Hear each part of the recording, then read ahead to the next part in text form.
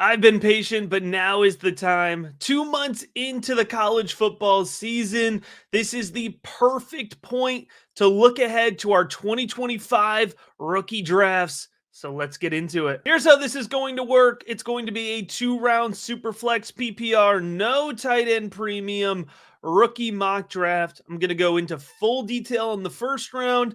And then in the second round, I'm going to give you 12 more names that you should be paying attention to over the next couple months. Of course, a lot has changed, but the reason that I wait so long to do a 2025 rookie mock draft is because I want to give you a realistic idea of how I think your 2025 rookie drafts could go. That being said, this is not just me reading my rankings off. It's a combination of my rankings as well as consensus. And as I go through the draft, I will point out when there is a lack of congruency between consensus and my rankings, but it's early. The most important thing we can do at this point is ask questions and have a good discussion about it. So drop those questions in the comments, and of course, give the video a like. With that being said, let's get into the 101. This is a super flex rookie draft, and although there are some strong non-quarterback contenders, my 101, I believe, ultimately will be Cam Ward, the quarterback out of Miami. Now, Ward is a Heisman frontrunner, 6'2", 223. I mentioned it. He plays for the Hurricanes. I think he is a big arm talent. I love his arm talent, not just his arm strength. He can push the ball downfield, but he has shown this year an ability to adjust velocity, put some good touch on the ball. You're going to combine that big arm with some true dual threat mobility. What I love about Cam Ward is the fact he is an explosive runner. He does have mobility to move the pocket, but it is not his first instinct. He looks to pass first, and he's effective with his legs when the pocket breaks down. I wanted to see a big improvement in his mechanics and a big improvement in his pocket presence transferring from Washington State. And that's absolutely what he showed us. Consistency in his throwing motion, improved footwork, and he's definitely more confident in the pocket. He's playing less hero ball, and he's truly looking like a potential top 10 NFL draft pick. Now, when I show you my value comparison, that's an important distinction here that I want to point out. Whenever I do my mock drafts, I'm not comparing Cam Ward one-to-one with Dak Prescott. I am telling you that in my rankings, Cam Ward has the same value right now as Dak Prescott. It's one of the things that I think is fantastic about the rookie big board is you can go on and you can see my 2025 rankings compared directly in the same spreadsheet as my Devy rankings, as my dynasty rankings. So you can compare a freshman in college to a 15-year NFL vet, and smack dab in the middle of those are all of the players that I'm talking about on this video. The link to join patreon.com/rookie big board to get access to those rankings will be in the episode description. I hope you join me now or throughout rookie draft season. It's going to be a big year. Speaking of big, let's get into the 102, and it's not the big running back for me yet in the draft class. I'm not willing to skip past Tatoria McMillan, my wide receiver one in the 2025 class. I expect McMillan to be a early draft pick. I have him locked into first round draft capital. Currently in that mid-range 11 to 20, but it would not shock me if he sneaks into the top 10. He's 6'5", he's 210. He is an impressive boundary threat. I love McMillan's ball tracking ability. He's a contested catch monster, and he's great along the boundary, but it's really important. Just being a contested catch monster isn't enough for me. You have to show ball tracking ability, not just relying on your height, and he absolutely shows that. And he's pretty speedy for his size. He definitely accelerates well downfield, and he can get going. So he's not somebody I'm worried about getting tripped up in Indianapolis on the 40. He's not going to run a 4.4, but he should run in the low 4.5s, which is absolutely enough given that 6'5", 210 frame. McMillan has the ability to be an absolute difference maker at the next level. I think he immediately slots in at least a high wide receiver 2 range. So that's wide receiver 13 to 15-ish. but it wouldn't surprise me if he's carrying dynasty wide receiver one value halfway through his rookie season. Speaking of players who can absolutely make a quick impact on the dynasty landscape, at 103, we've got to talk about Ashton Jeanty, the running back out of Boise State. Now, whether you are locked into the NFL draft process or you're casually watching college football, I know you know about Ashton Jeanty. He is absolutely leading the Heisman race at this point. 5'9", 210. I love his explosion off the line of scrimmage. He's got good lateral explosion ability as well. And Jeanty's got that second gear. When he's moving 10 to 12 yards downfield, he only gets faster, and he's absolutely torching defenses. Now, a big knock on Jeanty throughout the process is that for the most part, he is playing lower level defenses, but his massive near 200-yard rushing game and multi-touchdown performance against Oregon this season is more than enough to lock in day one NFL draft capital. I am not concerned at all against the level of competition, and I am hesitant to give any running back a first-round NFL draft capital projection. You can watch back the last few years of videos for me. It's not something I dole out lightly, but Jeanty's vision combined with his powerful running style absolutely has impressed me, and I'm sure it's impressed NFL scouts as well. And then at 104, we're going to have another wide receiver. And I think this is a mini tier break here. It's Luther Burden, the wide receiver at Mizzou. Now, going into the season, Burden and McMillan were absolutely hand in hand in terms of value. And Burden hasn't played poorly, but he hasn't stood out in the same way McMillan has. McMillan has multiple games of over 200 receiving yards, and Burden's been very solid, but he's not lighting things up. I do think he translates very well to the NFL, though, and he'll still have that first-round NFL draft capital that fantasy football managers very much covet. When we're looking at Burden, we have a wide receiver who's coming in at 5'11", 208 out of Mizzou.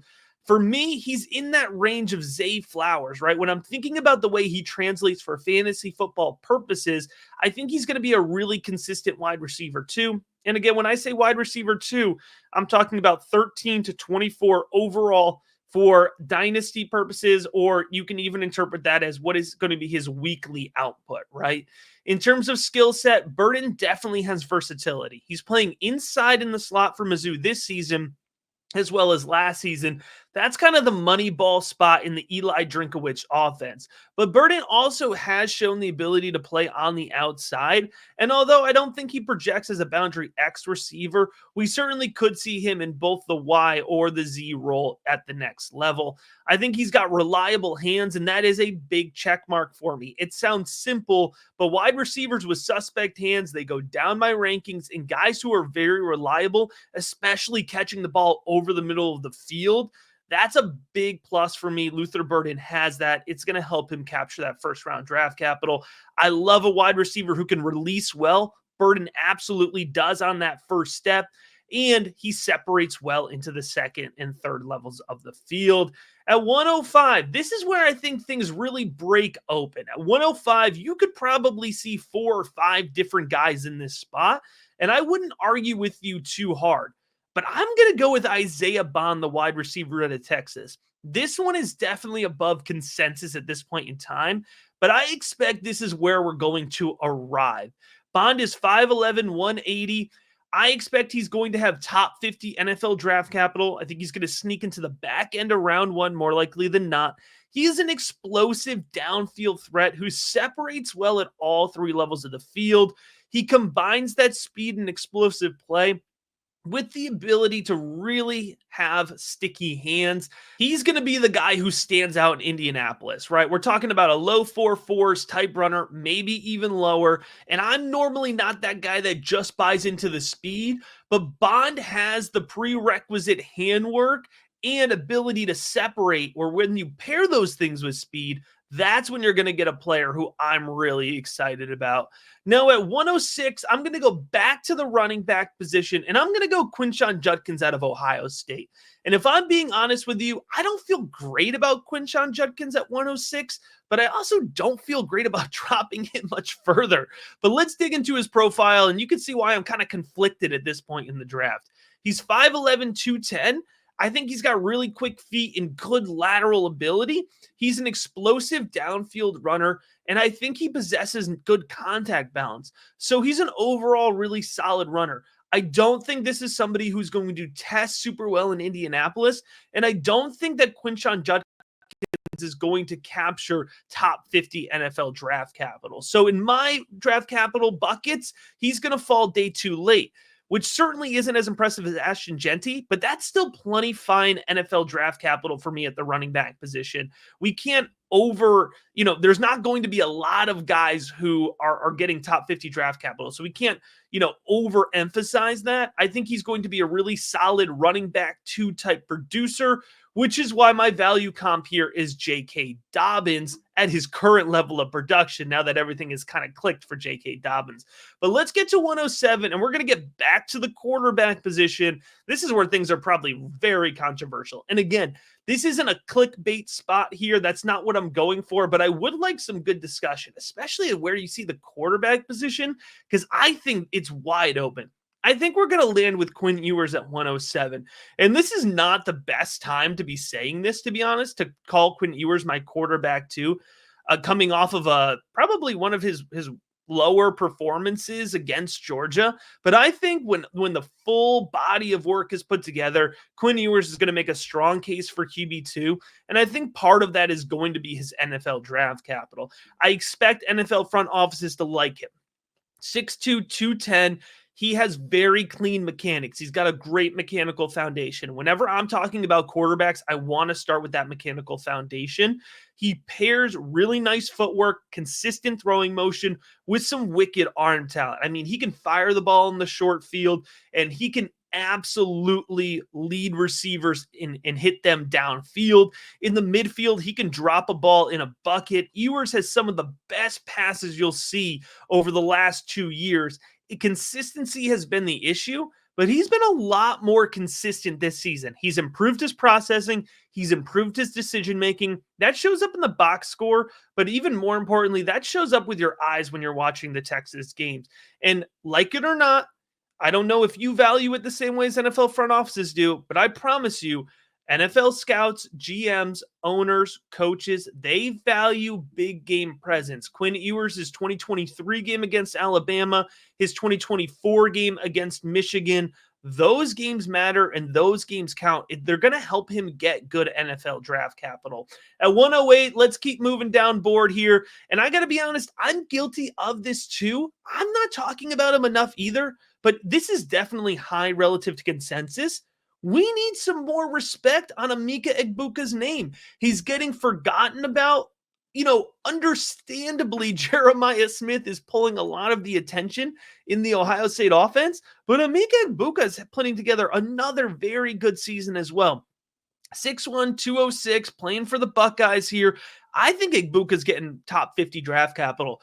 Do not be surprised. I'm telling you this right now. Do not be surprised if Emeka Egbuka is a first-round NFL draft pick when all is said and done in the 2025 cycle. He's got smooth speed, and he navigates the field with ease. He's a really positive runner over the middle of the field, but you can move him around. He's got a sharp release off the line of scrimmage, good footwork, good handwork, and Egbuka always knows where to put his body to beat defensive backs. He understands field angles, and that's what I'm getting into when I say he understands how to navigate the field. He's always in a position to win, and when he gets into that position, he capitalizes. He's got reliable hands. He has a really solid underneath target. I don't project that Emeka Egbuka is ever going to be the guy who gets, 12 touchdowns in a season, but I think he could have a really solid career, somewhere between 800 and 1,000 yards, somewhere between 5 and 7 touchdowns in a season. A really solid pick if you're drafting in the back end of the first round. And here's another spot where I am definitely off of consensus. I'm going to put Jalen Milroe at 109. Again, because this is what I'm hearing in the Rookie Big Board Discord. This is what I'm seeing out there in analysis. I'm seeing mock drafts where Jalen Milroe is the first quarterback off the board. I am absolutely not there yet. Jalen Milroe is much lower in my rankings, and I might get there. But right now, I think he's a late day 2 NFL draft selection. My value comp for him is Will Levis. And if you've been following my work, that's not a positive comp. I don't believe in Will Levis. And I think just like Will Levis gained a lot of hype, Milroe may get that as well. Ultimately get round 2 draft capital, ultimately be fantasy relevant for a little while, but I don't think ever amount to a consistent, reliable starting quarterback in your fantasy football lineup. But let's talk about his profile. Let's give him a little bit more flowers. I kind of just jumped the gun to the negative here. When it comes to Jalen Milroe, you do have a very dangerous runner. He's an explosive runner. When he's schemed and when he's improvising, he has the ability to pick up big chunk plays. And he's got some real serious arm strength too. Like he can push that ball downfield, but I struggle with his accuracy. It's inconsistent. It's definitely improved this year. I struggle with his decision making. It's suspect at best, but it's definitely improved. So that's where you have a real argument for Jalen Milroe. You can say he's got the legs and he's got the arm and he's improving, but I think he needs another season if you're going to make that argument, because I think the Tennessee game was a great example of, although he's improving and he's come up big in some games, the consistency is absolutely not there. And that would be a hard sell for me as an NFL front office executive, coach, GM, what have you. And that's what I'm always trying to think about, right? What's the realistic draft capital? Because draft capital equals opportunity. And then how do we pair that with the skill set that we're seeing on the field? At 110, a player I'm much more excited about, and that's the running back out of North Carolina, Omarion Hampton. We need to give more love to Hampton.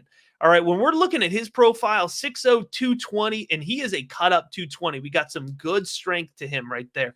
He's a powerful runner between the tackles. He is slicing apart ACC defenses in between the tackles. He's light on his feet for a guy who's 220, and he's elusive in tight space. Now, Hampton, he's not the juke you out of your shoes type guy, but he absolutely can make defenders miss in a phone booth. And when he gets into that second level, if you leave him a gap and he's, 8 to 10 yards upfield, he's got that second gear and that downhill running style where it can be hard for defensive backs to catch on to him. So I think Omarion Hampton, a late day 2 selection, but again, that's still good draft capital for the running back position. For me, his value comparison is James Conner. And honestly, it's not a 1-to-1 stylistic comp, but the way James Conner wins, I could absolutely see Omarion Hampton winning in a very similar way. All right, we got 2 more in-depth detailed picks here, and then we're going to run through 12 names to watch as kind of the second round of this mock draft. At 111, we're going to go back to Ohio State. We're going to go back to the running back position, and we're going to go with TreVeyon Henderson. I honestly believe that we're going to like TreVeyon Henderson a lot more by the end of the draft cycle than we do right now. He's kind of been forgotten about. He's not getting as much volume as Quinshon Judkins in this rotational system for Ohio State, but Henderson is hyper efficient. He's averaging over 8 yards a carry at this point in the season, and he's looked good when he's gotten the ball. 5'11", 210. I do think that TreVeyon Henderson will end up getting drafted somewhere in the late, top 50 range, late day 2 range, somewhere, let's say 45 to 75 overall. That for me feels right. I think the NFL is going to really value his skill set.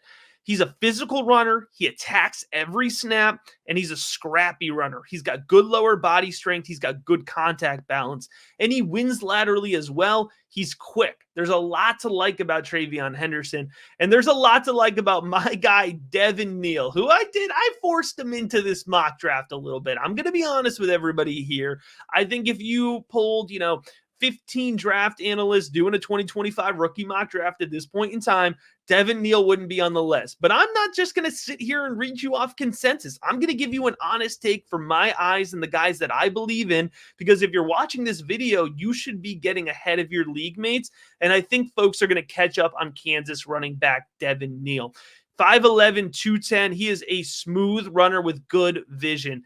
He's got really nice footwork and he changes direction very well. That's not a compliment that I give out a lot to the running back position because in order to change direction well, you need sharp feet and you need to have those instinctual elements of the game, right? You need to feel space, you need to understand space, and you got to be able to see the field well. And Devin Neal has proven the ability to do that behind very suspect Kansas offensive lines the last couple seasons.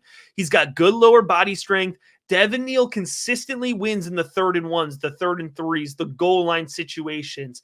He's a high touchdown guy because of his goal line efficiency. Go back, look at the box scores for Devin Neal. He is always consistently producing over 100 yards per game. He's forgotten about playing in the Kansas offense, but this is somebody who is a very well-rounded runner, and he is just not given enough credit. If you're enjoying this video, before we get into the second round, I got to give a shout out to all the resources available over at patreon.com/rookiebigboard. I already have over 140 players ranked in the 2025 class in my 2025 rookie rankings. And we're at the point in the year where those film evaluations are already going to be logged. You can compare that to my dynasty and Devy rankings, as I talked about earlier. But the absolute best resource is the Rookie Big Board Discord. You have the ability to ask personalized information. You could get answers to your trade questions, roster overhaul advice. And of course, when it comes to draft season, our draft channel is absolutely firing off. It is the best place to get ahead of your league mates. And there's no better time than now. Jump the gun, get ahead of your league mates, and get ready to get into this 2025 class. Because like I said earlier, it's going to be a good one. All right, so as we get into the second round here, we're going to take a look. Going to move a little bit quicker. Think of these as names that you absolutely should have on your radar. Some of these guys, honestly, they might go back for another year. Some of these guys, they're ready to rise, but they're not quite there yet. So it's a really fun range to be in. Your big takeaway looking at the first round, heading into the second round, should be that you have really good value in your 2025 first round picks, and that value is going to extend into the second round. I say this early and I say this often, but the absolute best value you could get is trading for second round rookie picks. If you're in a rebuild right now, go trade for second round rookie picks, and you will be happy about it come May. All right, 201 here is going to be Garrett Nussmeier, the quarterback at LSU. Now, most folks expect Nussmeier to declare in the 2026 NFL draft, but I couldn't leave him off the list because I've been super impressed with Nussmeier. Excellent pocket presence, excellent mechanics, big arm, and he hasn't been the most consistent thus far, but he has that clutch factor. He's already shown it against Ole Miss and multiple other times this season. Against South Carolina, when the game is on the line, Garrett Nussmeier shows up and shows out. Running back Nick Singleton has had a huge rebound in his value. The former 5-star running back has struggled the last couple of seasons, but he looks explosive. He looks quick laterally, and he's got good lower body strength as well. I had a real thought to try to sneak him into the back end of the first round, but there's just too many running backs I like in a similar range. When you see me do this mock draft again in a month, Singleton absolutely could be in the first round. I'm also a huge fan of wide receiver Kyren Lacy out of LSU. A boundary presence, deep field acceleration, really nice hands. He has improved his hands this season. His 2023 film was suspect, but so far from live watch, I've liked what I've seen from Kyren Lacy's hands. I think he's somebody who is going to push for top 50 draft capital, as well as wide receiver Trey Harris out of Ole Miss. Really well-rounded wide receiver. Another guy with sticky hands. He puts his body in good position to win.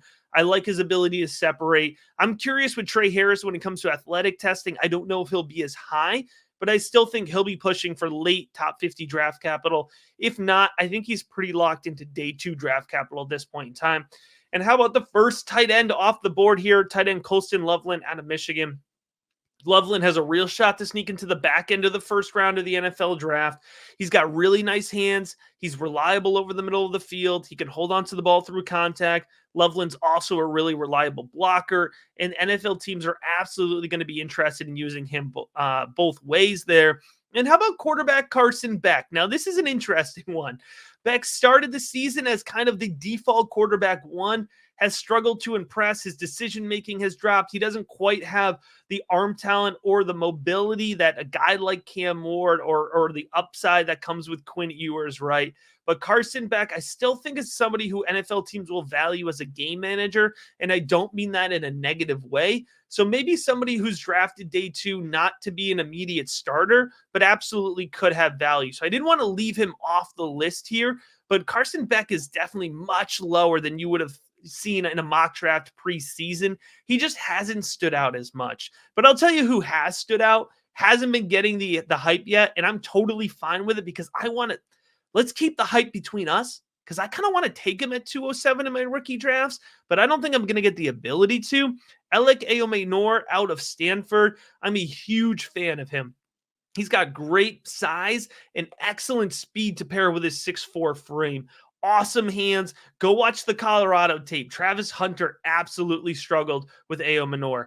All right. He's got great yak ability as well. He's a really well-rounded wideout who's just flying under the radar because he's playing at Stanford. I think the cover's going to get blown on him by the time we get to the NFL draft. But if it isn't, we should be soaking him up late second round all day. Running back DJ Giddens out of Kansas State has been hyper productive. He shows good vision between the tackles. He's a powerful runner.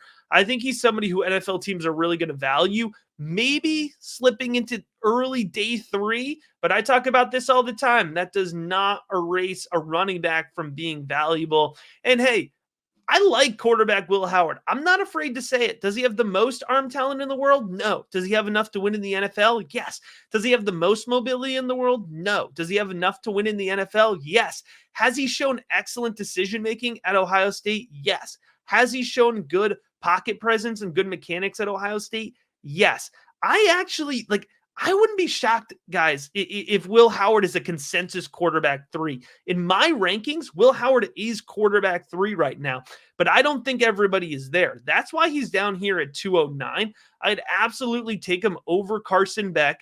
He would be really close with Garrett Nussmeier for me. I think we're sleeping. I think we're sleeping a little bit. We're overthinking Will Howard a little bit. Tight end Tyler Warren, he's got a real shot to be the first tight end drafted, just like Colston Loveland. Tyler Warren, excellent hands, versatile athlete. Watch a Penn State game. I mean, it was just absolutely so fun to see the way they use him, especially go back, watch the USC game. They'll line him up inside, line him up outside, line him up with his hand in the dirt. They line him up in the backfield to take running back snaps, to take quarterback snaps. He's got passing attempts, folks. This is the tight end. Don't let Andy Reid see Tyler Warren, all right, because it's going to be absolute game over. There's definitely head coaches who are salivating over the idea of taking Tyler Warren. So I think he's going to end up a fantasy favorite. This is probably going to be too low for him when all is said and done. I'm sneaking in Evan Stewart here. All right. Evan Stewart to me is the embodiment of the kombucha girl meme where she's like, yes, no, yes, no. I mean, he's got a 5-star profile. If you just watch the Texas A&M film, you see some really good flashes, and we blame the quarterback play. But at Oregon, he's got much better quarterback play, much better system, and he's kind of fallen flat for much of this season. But again, at the time that I'm recording this, he just came off of a huge game. He's been performing a lot better. That Ohio State game really sold it for me, that upside. He's somebody who's going to scare me. It's like it's a Donnie Mitchell-esque, right? Where you're going to fall in love with the big plays, but the consistency and the production's not going to be there. He's going to turn to a really controversial player. So late second round feels like the right value point for me. And this was the hardest pick of the whole video for me because there's about 10 guys that I wanted to take in the 212 spot. So go ahead and let me know who you're mad that I left off. There's a real good chance I was considering him in the 212 slot, but it was my last pick, and I wanted to save it for a guy who I think deserves a little bit of a shout out here. I'm definitely higher than Mason Taylor than consensus across the board. When I watch LSU play, I see tight end Mason Taylor as a critical piece of the way the offense functions. He's comfortable catching the ball over the middle of the field. He's got sticky hands. I like his footwork. I like his athleticism, his ability to separate. I do think NFL teams might be a little cautious. You know, he's not a stereotypical blocking tight end, but if you're thinking of a guy who is going to be used as a target in an NFL offense, a more and more valuable piece that coaches are putting an emphasis on drafting, I think Mason Taylor is a really dynamic weapon for an NFL offense to have. And those are the words that should excite you as a fantasy football manager. But honestly, overall, this 2025 class should excite you. And I'm not just sitting here and hyping it up and just being that guy hyping everything up. But I think there are some really exciting players in the draft. I can't wait to see how things shake out over the next couple of months. And of course, I will be updating with more mock drafts. But I hope you enjoyed this one. I hope you give the video a like. I hope you subscribe on YouTube. And I hope you take a moment, click the link in the episode description, and check out patreon.com/rookiebigboard. Give it a shot, and I promise you're going to like the resources because they're going to help you get an edge over your league mates. And at the absolute minimum, I hope you drop a comment. Let's have a discussion about this as we get ready for an awesome 2025 rookie draft cycle. Hey, I appreciate you checking out this video.